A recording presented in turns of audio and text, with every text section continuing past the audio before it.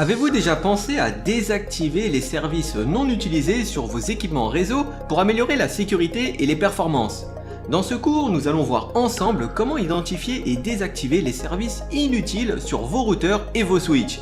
Mais nous verrons aussi l'importance de la synchronisation des horloges réseau avec le protocole NTP et vous apprendrez à configurer vos périphériques pour qu'ils soient toujours à l'heure. Ces pratiques essentielles vous aideront à optimiser votre infrastructure et à renforcer votre réseau contre les vulnérabilités.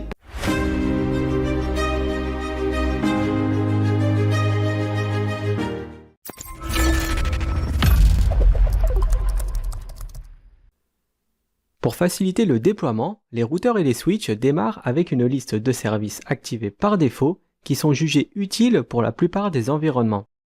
Mais comme tous les réseaux n'ont pas les mêmes exigences, certains de ces services ne sont pas forcément nécessaires. Le fait de désactiver les services qu'on ne considère pas utiles permet de libérer des ressources système et d'éliminer d'éventuelles failles de sécurité sur l'exploitation de ces services. Cette commande de type show permet de contrôler les ports UDP ou TCP que le routeur est en train d'écouter. Une bonne pratique consiste à identifier les ports ouverts afin de pouvoir déterminer quels services doivent être désactivés. Dans l'exemple, les services activés du routeur sont Telnet, SSH, DHCP et TACAX. Ce dernier est un protocole qui permet de centraliser l'authentification de ses propres équipements, c'est-à-dire avec un seul compte. Une bonne pratique serait de désactiver le protocole CDP sur les interfaces qui pourraient présenter un risque, par exemple sur celles qui sont connectées directement à Internet. La commande nocdprun permet de désactiver CDP sur toutes les interfaces de l'équipement, c'est-à-dire en globalité.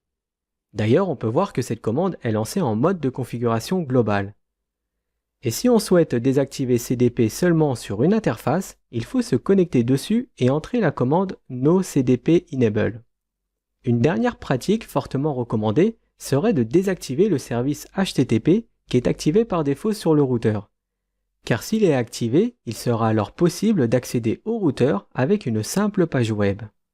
Quant à HTTPS, lui, il peut rester activé. La commande noip http server désactive le HTTP. Pour le réactiver, il faut simplement faire un IP HTTP server. On va terminer le cours par le protocole NTP.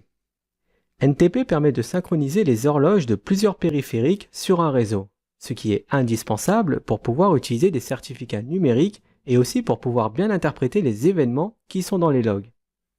Il est possible de configurer un routeur en tant que serveur NTP pour que les autres périphériques qui, eux, seront configurés en client puissent synchroniser leur horloge.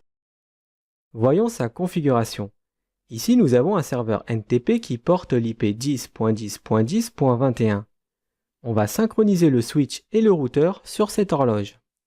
La commande NTP server plus l'IP permet de configurer l'équipement en tant que client NTP en lui indiquant l'adresse du serveur NTP. Ici, on configure le NTP pour que le switch 1 se raccroche au routeur et le routeur se synchronise avec le serveur NTP. Ça permet de mieux optimiser le trafic. On aurait très bien pu aussi rattacher le switch directement avec le serveur NTP à l'autre bout. Et les commandes show NTP association et show NTP status permettent de vérifier les paramètres NTP.